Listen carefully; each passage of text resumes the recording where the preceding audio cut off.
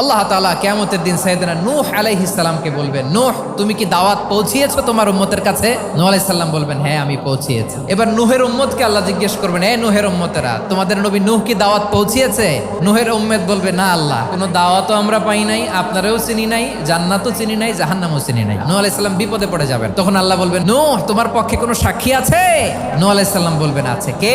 উম্মতে মুহাম্মাদি। তখন আমরা বলবো, আল্লাহর নবী নূহ আলাইহিস সালাম তিনি আপনি যা যা বলেছেন ঠিক তা তার উম্মতের কাছে পৌঁছে দিয়েছে। এবার নূহের উম্মতের সাথে আমাদের ঝগড়া লাগবে। তারা বলবে, তোমরা আসছো আমাদের হাজার হাজার বছর পরে, তোমরা কি করে জানলা? তোমাদের সাক্ষী ধর্তব্য হবে না? আমরা তখন বলবো, আমাদের কোরআনে তোমাদের নবীর নামে আল্লাহ তাআলা একটা সূরা নাজিল করেছেন, সূরাতে নূহ। দিন রাত এক করে তোমাদের কাছে তিনি দাওয়াত পৌঁছেছেন, সব আমরা জানি। আমরা যখন বলবো এই কথা, নূহের উম্মত চুপসে যাবে। তখন আমরা সত্য বলেছি কিনা এটা আল্লাহ তাআলা জানতে চাইবে বিশ্বনবীর কাছে। তখন বিশ্বনবী আমাদের পক্ষে সাক্ষী দিবেন। আওয়াজ করে বলেন আল্লাহু আকবার।